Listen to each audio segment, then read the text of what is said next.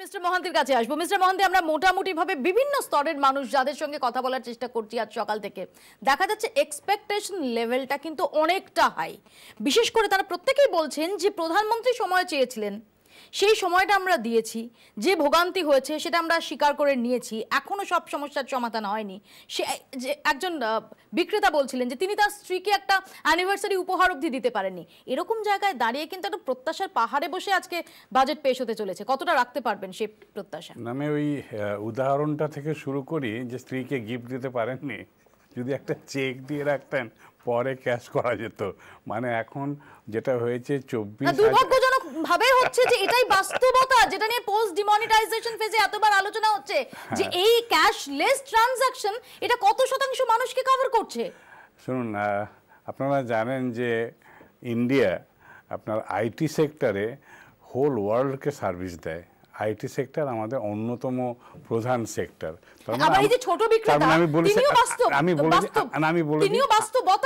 আমি বলে দিই, রাজীব গান্ধী যখন প্রধানমন্ত্রী ছিলেন কম্পিউটারাইজেশন করা যাবে কি যাবে না সেই নিয়ে কি আন্দোলন গেছে জানেন? তাই ধরুন বিশেষ করে বাংলাতে, যার জন্য ব্যাঙ্গালোরের জন্ম হলো, বাংলায় কিছু হলো না, ঠিক তেমনি এটা তার মোর পলিটিক্স দ্যান রিয়াল। সারা ভারতবর্ষে এখন কম্পিউটারাইজেশন হয়েছে, সেটা ব্যর্থ প্রমাণ করা যায় যে ভুল ছিল অ্যান্টি কম্পিউটারাইজেশন আন্দোলন। তারপরে দেখুন মোবাইল যখন এলো, সবাই ভেবেছিল মোবাইল কোথাও যাবে না। আমি শেষ করে সেই জন্যই এই মানুষগুলো কষ্ট করছেন। তারপর তাদের যে প্রত্যাশায় বাজেটকে সেটাকে মিট করতে পারবেন, অফকোর্স এইদিকেই যাবে বলছি আমি। তারপরে দেখুন মোবাইলের কি ধরনের গ্রোথ হলো, গ্রামে গঞ্জে ছড়িয়ে গেছে। আজকে যে ডিজিটাল ইকোনমির কথা বলা হচ্ছে, আমি ব্যক্তিগতভাবে মোর দেন সার্টেন যেটা সাকসেস হবে।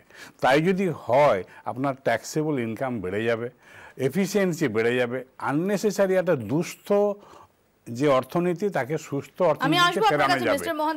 অত্যন্ত ভালো পদক্ষেপ, এটা একটা ঐতিহাসিক পদক্ষেপ। যেহেতু খুব স্বাভাবিকভাবে এই প্রত্যাশাগুলোর কথা সেটা অরুণ জেটলি এবং সবার উপরে প্রধানমন্ত্রী নরেন্দ্র মোদী বিলক্ষণ জানেন, এবং সামনে 5 রাজ্যের ভোট, তাই অনেকেই মনে করছেন যে একদম আম আদমি এবং আরো নির্দিষ্টভাবে বললে যারা আর্থিকভাবে পিছিয়ে রয়েছেন তাদের জন্য কিছু গুরুত্বপূর্ণ ঘোষণা আজকে থাকতে পারে। আমরা যদি দেখে নেওয়ার চেষ্টা করি, অনেকেই মনে করছেন যে ইউনিভার্সাল বেসিক ইনকাম বা সবার জন্য ন্যূনতম আয়ের কথা বলতে পারেন অর্থমন্ত্রী, এমন সম্ভাবনার কথা বলছেন বেশ কিছু বিশ্লেষক।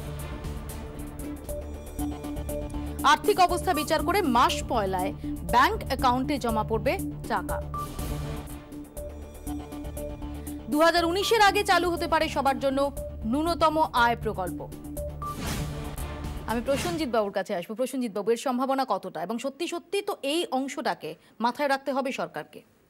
দেখো, রাখতে তো হবেই, কিন্তু আমি কয়েকটা ইস্যু নিয়ে ফিডব্যাক দিই। লাস্ট 2014 থেকে যদি আমরা বাজেট ধরি, আজকে 2017, 2014-এ আমাদের তেলের দাম ছিল $90 ব্যারেল প্রতি। আজকে ওখানে আমরা $32 গিয়ে আজকে আমরা $52 ফিরে এসেছি। আজকে সকালে প্রাইস হচ্ছে কি $52। আমরা এখান থেকে কিন্তু সারাক্ষণ এক্সাইজ বাড়িয়ে গেছি, আর যখন উপরে এসছে মার্কেটটা, মানে অয়েল মার্কেটটা, তখন কিন্তু আমরা এক্সাইজ কমাইনি। আমাদের এখানে মেজর গভর্নমেন্টের রেভিনিউ কিন্তু ওখান থেকে এসছে প্রায় 2 লাখ কোটি টাকা। সেকেন্ড হচ্ছে কি, আমাদের দেশে কিন্তু গোল্ড ইম্পোর্ট 70% ডিক্রিজ করেছে লাস্ট 3 বছরে। গভর্নমেন্টের উপর প্রেশার অনেক কমে গেছে, কারণ আমরা ডলার খরচা করে সোনা আনতে হতো, ওগুলো প্রেশারগুলো কমে গেছে। এই যে আমরা সব রেভিনিউগুলো এনেছি, আমরা কিন্তু ওগুলো এক্সপেন্ডিচারে ট্রান্সফার করতে পারিনি। এখন রইল কথা, আমাদের এই বছর সিচুয়েশনটা কি আছে। আমাদের 4খানা স্টেপল ক্রপের 25% প্রকিউরমেন্ট, 25% প্রকিউরমেন্ট এবছর কম হয়েছে, 25%। আমাদের ইন্ডেক্স অফ ইন্ডাস্ট্রিয়াল প্রোডাকশন আজকে 3 বছরের মধ্যে সবচেয়ে লোয়ে আছে। আমাদের ফরেন কারেন্সি আজকে 68 জাস্ট উপরে ক্রস করেছে, মানে যথেষ্ট খারাপ জায়গাতেই আছে। এই সব জায়গায় দাঁড়িয়ে having lost the best 3 years possible, আজকে কতখানি আমরা অ্যাডভেঞ্চারাস বাজেট নিতে পারবো, আর বাজেট নিলে এই অ্যানাউন্সমেন্টগুলো আসবে কি আসবে না, আমার কাছে কিন্তু যথেষ্ট ডাউট আছে। স্পেশালি তুমি যেটা বললে যে আগামী দিনে আমার 5খানা প্লাস তার মধ্যে উত্তরপ্রদেশ আর পাঞ্জাবের ইলেকশন আছে, যেখানে হয়তো অপোজিশনটা ভেরি স্ট্রং। তো এই সব ধরে আমি মনে করি যে এগুলো হয়তো নেওয়াটা খুব মুশকিল হবে, বাট উইন্ডো ড্রেসিং কিভাবে করবে?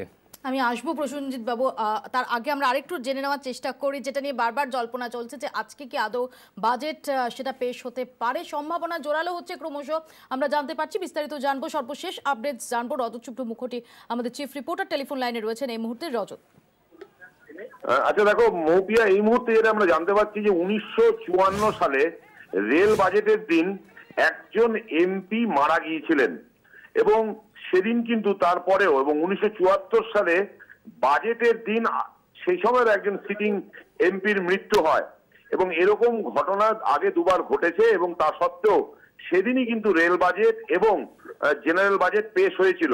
তার ফলে এটা কিন্তু আনপ্রেসিডেন্টেড নয়, এটা প্রথম এরকম নয়। এর আগে 54 এবং 74 সালে এরকম দুটো ঘটনা ঘটেছিল।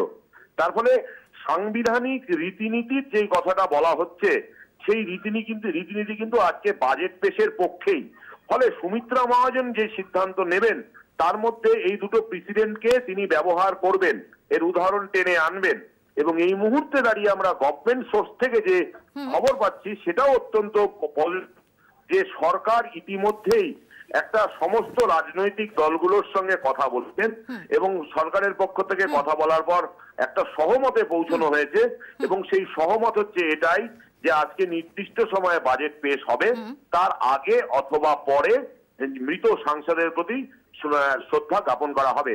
অর্থাৎ আগের প্রেসিডেন্ট টেনেই বলা হচ্ছে, 54 এবং 74-এর দুটো প্রেসিডেন্ট টেনে বলা হচ্ছে যে যেভাবে রেল বাজেট 54 সালে পেশ হয়েছিল, সেদিন একজন সাংসদের মৃত্যু হয়েছিল, তা সত্ত্বেও তা ঠিক সেভাবেই আজকেও সেক্ষেত্রে সম্ভাবনাটা জোরালো হচ্ছে। যে দুটো নিদর্শনের কথা তুমি বললে, যে 54 সালের রেল বাজেট এবং 74-এর সাধারণ বাজেটের দিন সাংসদের মৃত্যু হয়েছিল এবং তারপর তাদের প্রতি শ্রদ্ধা জ্ঞাপন করে বাজেট পেশ হয়েছিল, এই নিদর্শন মাথায় রেখে এবং সরকার ইতিমধ্যে বিভিন্ন রাজনৈতিক দলগুলোর সঙ্গে কথা বলেছে, সম্ভবত আজকেই বাজেট পেশ হতে চলেছে নির্ধারিত সময় মতো।